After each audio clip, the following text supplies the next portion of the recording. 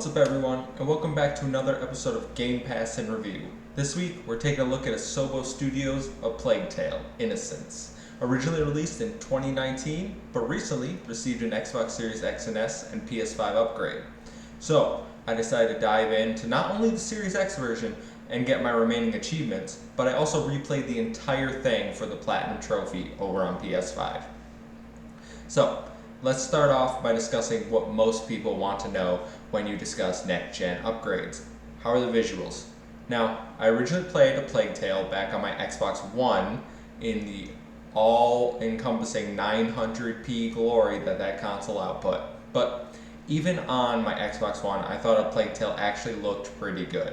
On Series X, it's even better. The lighting is massively improved, the models look cleaner and more detailed.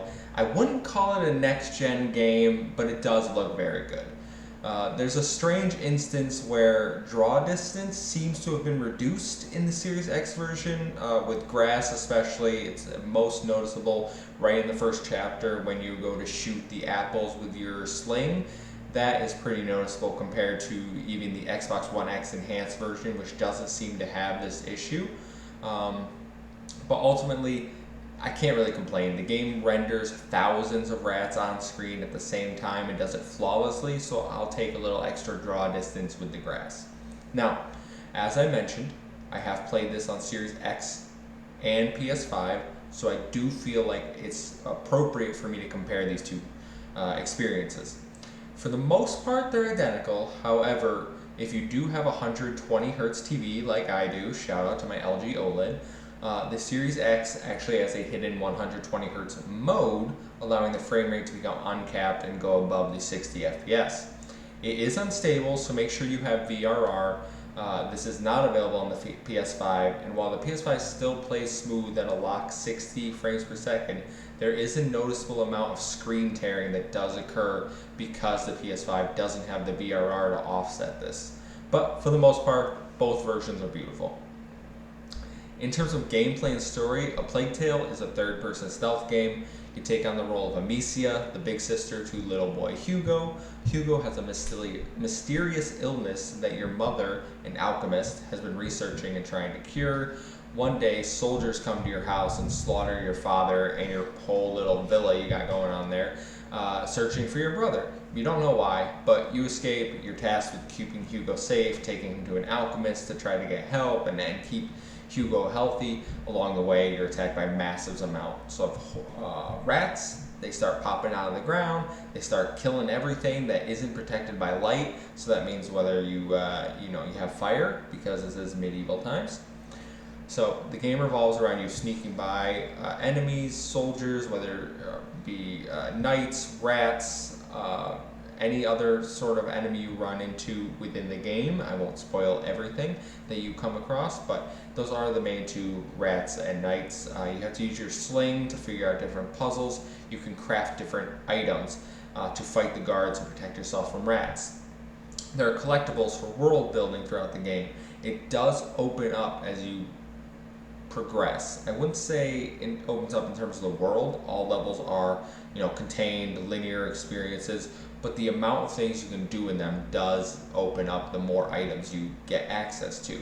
This means that you can really open up combat. You don't always have to sneak by. You can craft an item that allows you to poison them and take their helmets off and hit them in the head, sneak up behind them and put them to sleep. The gameplay is solid for the most part, in my opinion, but there are some frustrations when there are forced combat sections. The gameplay is solid, but there can be frustrations in forced combat sections where the sling isn't quite as tight as you want it to be, and that does lead to some, in my opinion, dumb deaths. The game, as I mentioned, is set in medieval times during the plague, as you would suspect. The game is set in medieval times during the plague, as you would suspect. It looks very true to that time period. Lots of rock structures. The clothing looks like rags. I think they nailed the aesthetic for the most part. The music, to me, is a standout.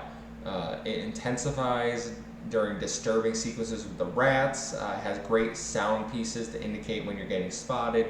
The audio, they nail it for a stealth game. Now, as I was briefly alluding to, the story is really the undoubtable standout here. It really is a story about siblings and family and what you would do to protect them. Every character from Amicia, Hugo, to side characters like Lucas and Melly all have growth and their own stories that play out throughout A Plague Tale. It really grips you and doesn't let go at any point. I don't want to say any more because I want you to really experience this for yourself, but trust me, these are characters you're going to want to get invested into. You're going to want to speak with them, see what they have going on at moments when you can speak with them. It's really good world building and storytelling, and I can't wait for the sequel here.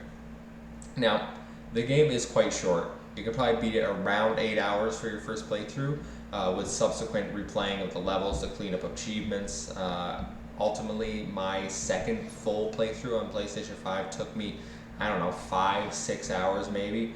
The entire game can be completed in one playthrough. You can get the platinum or the 100% achievements if you use a certain glitch to upgrade the sling and equipment, which I'll let you Google for yourself. It's pretty easy. Other than that, you will probably have to replay it in order to get those 2 achievements, but if you don't want to do it, the glitch is always there. So unless you absolutely love the game, I wouldn't say there's much to come back to. It's really one of those, you beat it, you've seen the story, you know what happens.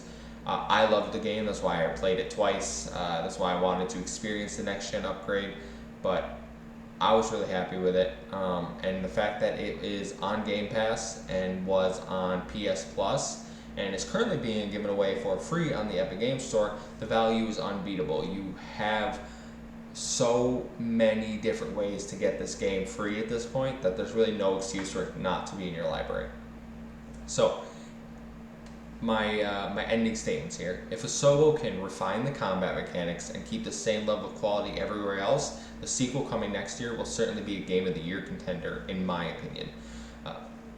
So, A Plague Tale gets a 9 out of 10 from Project X Talk.